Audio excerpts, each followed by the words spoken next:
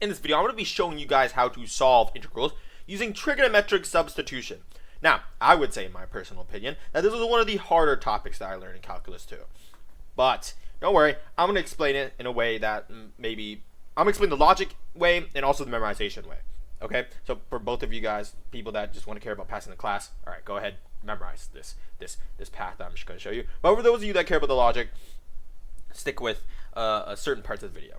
But first things first, when do you use trigonometric substitution? Well, if you have some integral with some square root of some format like a squared minus x squared, right? How in the world do you solve for this? Or maybe you could have some integral. If I were to give an example of what this would look like, it would be 9 minus x squared, right? How in the world do you solve this integral?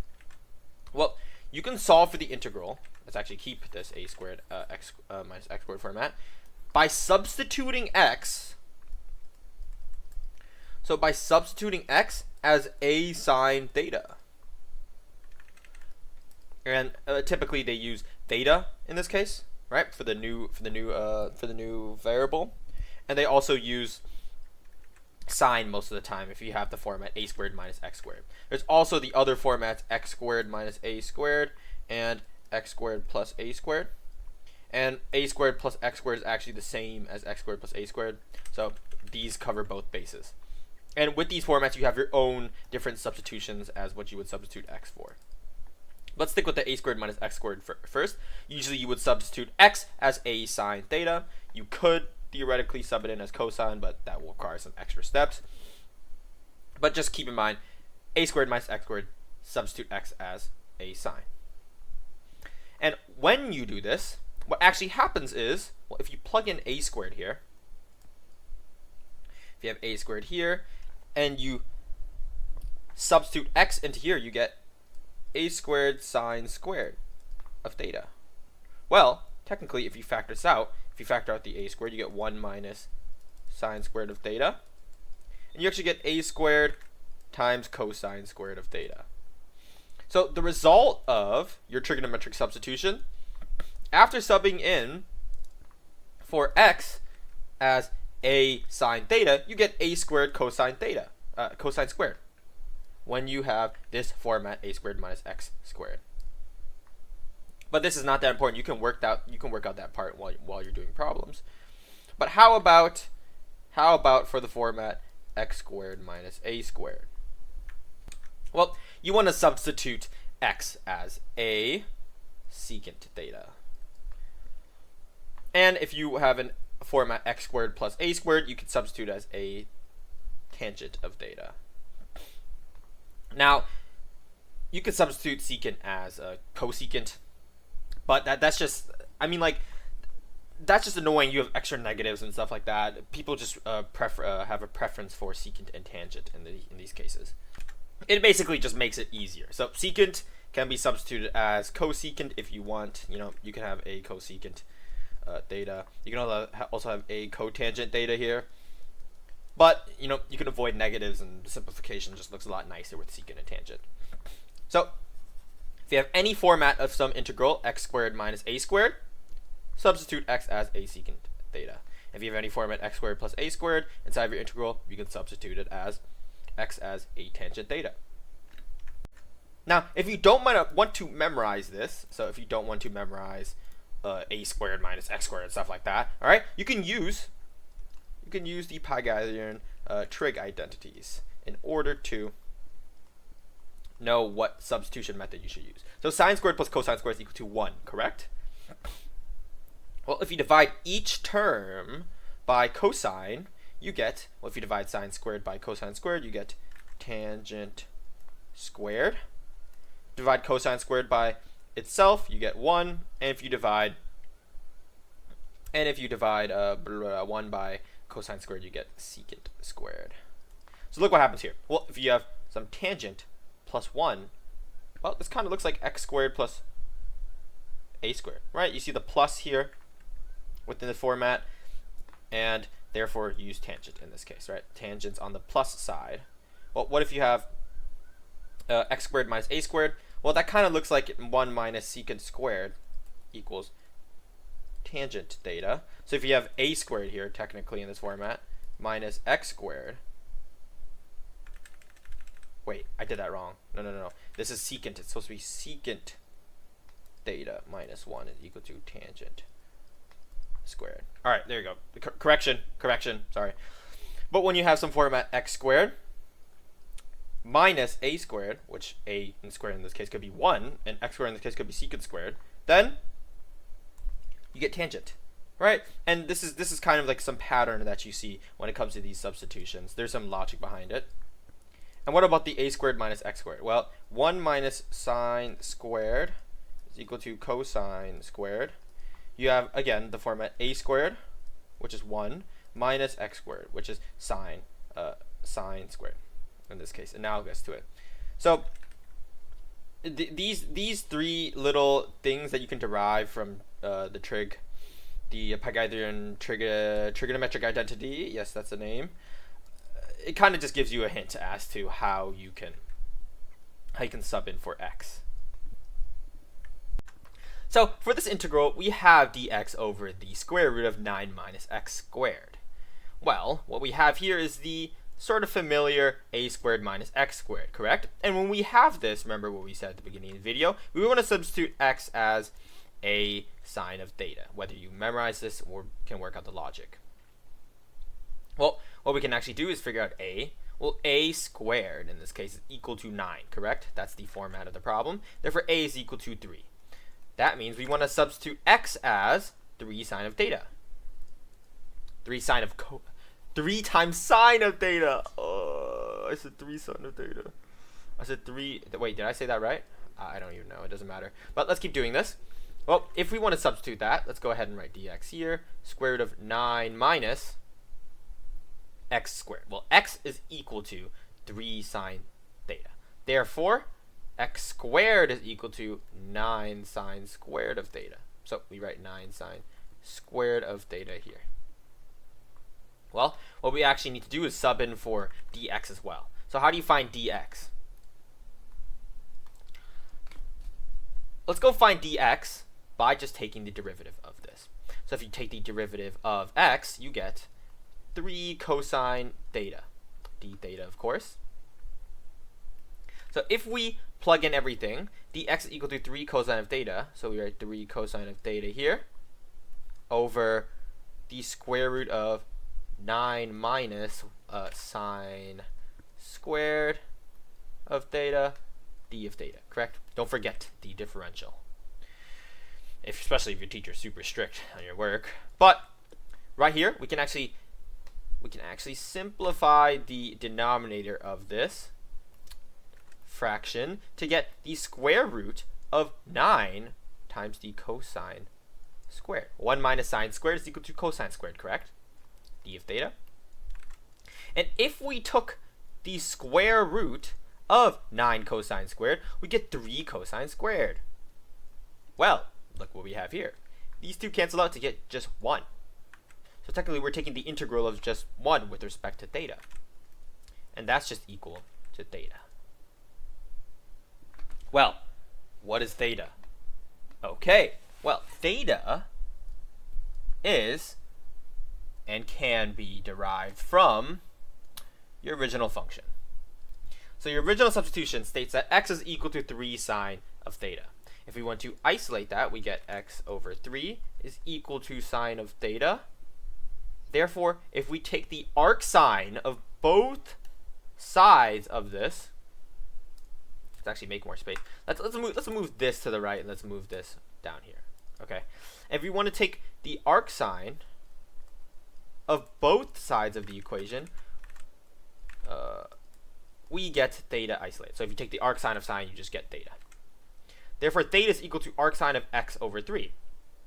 And since our integral is just theta plus c, of course, then that means our integral is arc sine of x over 3 plus c, if we substitute arc sine of x over 3 into theta. So this right here is the integral of dx over the square root of 9 minus x squared. And you can actually work this out. You know exactly how to solve for arc sines, derivative. So if you want to check, you can take the derivative of this, and you'll figure out that it's equal to this this integrand. Now you guys will want to pay attention to this integral because at the end of this, you're going to see a very important technique that you need to know in order to do substitution with. Okay, with your final answer, your substitution, being able to substitute theta values and secant theta values with your final answer, or sine of theta values, is very important to know. So let's go ahead and do this. Well, so the first thing we notice is that we have an x squared minus 16 format. Oh, x squared minus a squared. What do we do here? Well, we want to substitute x as a secant theta. And a squared is equal to 16 in this case. That means a is equal to 4. That means we want to substitute x as 4 secant theta. So let's go ahead and write that down. Well, now that we have x minus is equal to, 4 secant theta, we can rewrite our integral. So if we rewrite it, we have x squared here. Well, x squared is equal to 16 secant squared theta. Therefore, the x squared at this beginning is equal to secant squared theta. The square root is equal to 16 secant squared theta minus 16. Well, dx in this case, dx is equal to the derivative of x, which is 4 secant theta. The derivative of 4 secant theta is just 4 secant theta times tangent theta. That's a derivative of secant d theta. Alright, now that we have this, we can substitute in for dx and simplify this integral just a little bit more. So we have on the numerator 4 secant theta tangent theta over 16 secant squared theta. Well, let's evaluate this part of the function. The square root of 16 secant squared minus 16 can be factored out like so. Minus 1. And secant squared minus 1 is equal to tangent squared. And if we take the square root of all this, this equals to 4 tangent theta. That means this term right here is equal to 4 times tangent theta. Alright, well, what can we do? Oops, d theta here. Well, what can we do with this? Well, we can cancel out these 4's here. We can also cancel out this tangent. We can also cancel out the secant squared here. So we just simplified our integral like crazy, right? We have the integral of, let's actually write it down here. The integral of 1 over, since everything in the numerator was canceled out, 1 over 16 secant theta. Sorry, no more square since the square was canceled out. Well, since secant is the reciprocal of cosine, we can actually flip the secant over the fraction to get the simple integral of cosine theta over 16 d theta. Now, what is this equal to? Well, the integral of cosine is just sine. So this right here is sine of theta over 16. And we want to put this in terms of x, correct? Well, in order to solve for that, we need to substitute in for sine. Well, we don't know what sine is. Well, but we can figure it out. So remember, these are trigonometric identities, correct? Trig, there's the name tri in it. So what can we do? Well, since x over 4 is equal to secant here, per our substitution, technically secant is equal to hypotenuse over adjacent, correct? Secant is equal to hypotenuse over adjacent, the reciprocal of cosine. So that means that our hypotenuse is x and our adjacent is 4, right? So secant is hypotenuse over adjacent, and secant is equal to x over 4 in this case. Therefore, our hypotenuse is x and our adjacent is 4. Our adjacent value for this triangle is 4. Now, in order to solve for a sine function, you need opposite over hypotenuse. So we need to find the opposite value of this theta. What is this? What is this side length equal to? Well, this side length is equal to x squared minus 16. Now, why is that? The square root of x minus 16. Well, Pythagorean theorem states, and let's treat x as the hypotenuse here, that a squared plus b squared is equal to the hypotenuse. Well, a squared in this case is 4, right? So a is in this case equal to 4, so a squared is equal to 16. And b is the other side length, correct? So if we isolate b, we get x squared minus 16 is equal to b squared. And if we square root both sides, we get the square root of x squared minus 16 as our b value.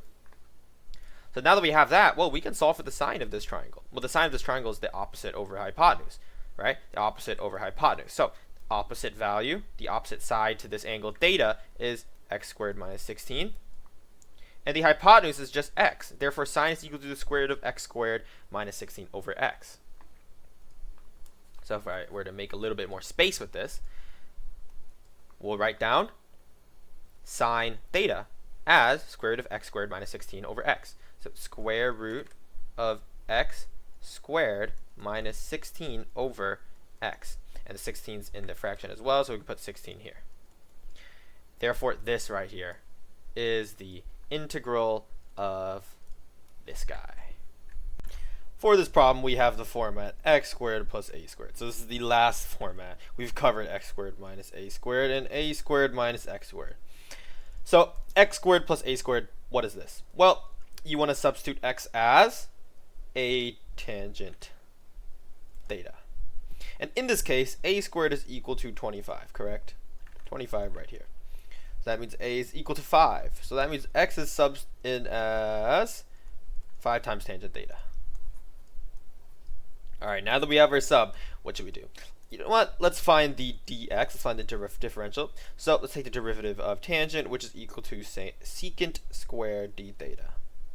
All right, now let's do our substitution. So the integral of 5 times tangent theta over the square root of 25 tangent squared theta plus 25 times dx, right? So dx is equal to 5 times the secant squared of theta. Well, now that we have this times d theta, let's simplify the problem. So the square root of 25 tangent squared plus 25 can be have the 25 factored out, so we can have tangent squared plus 1. Tangent squared plus 1 is equal to secant squared. And if you square root everything, you get 5 times just secant theta. Therefore, the denominator of this, let's keep this, the denominator of this fraction, this integrand is 5 times secant squared. Sorry, 5 times secant, what am I saying? All right, now that we have this, let's simplify it. You can cross out the secants, and you can cross out a factor of 5. So what actually happens is that we get the integral of 5 times tangent theta secant theta. Well, this is simply the identity of secant. So the integral of tangent times secant is just secant, right? The derivative of secant is tangent times secant. Therefore, the integral of tangent times secant is secant. So 5 times secant theta is the integral in this case, but we need to substitute back in for theta. For x, sorry. So how do we do that? Well, x over 5 is equal to tangent theta, correct? I just divided 5 on both sides here. So if we set up the triangle, and we set up the bottom left corner as theta, doesn't matter what corner we set as theta, tangent is equal to opposite over adjacent. That means the opposite value of theta is x, and the adjacent value of theta is 5, correct? The adjacent side. So what is the hypotenuse? Well, the hypotenuse is a squared plus b squared is equal to c squared, and c squared is the hypotenuse. So that means the square root of a squared plus b squared is equal to c. So the square root of x squared plus 25 is the hypotenuse value. And now we can solve for secant. Well, secant is the reciprocal of cosine. Cosine is adjacent over hypotenuse. Therefore, secant is equal to hypotenuse over adjacent. So the hypotenuse is, so secant of theta is equal to hypotenuse x squared plus 25 over adjacent 5. So if we actually notice this, we have 5 times secant, but we subbed in secant for the square root of x squared plus 25 over 5 plus c. The 5's cancel out right here, and your integral simplifies to the square root of x squared plus 25 plus c, of course. Now, for this problem, you could have just used substitution. You didn't really need to use trigonometric substitution. So maybe some of you guys noticed that, but I tricked you there. But in essence, the idea is still the same. You will have to use trigonometric manipulation as well. So hopefully you guys know how to do that. If you don't, I'll leave a video link down in the description for trig integrals. Because sometimes, even though you use trigonometric substitution, you're not going to be able to get your integral in a format that's integratable, right? So you're going to have to use trigonometric manipulation in order to solve for your integral. Now, that's really all. I mean, like, I covered as many bases as I possibly could. I'm trying to talk to you guys. So, as always, if you have any questions, and if you're still having trouble on this topic, leave it down in the comment section, right? Leave a comment down in the comment section. And if you found this video helpful, consider subscribing and liking the video. Thanks for watching.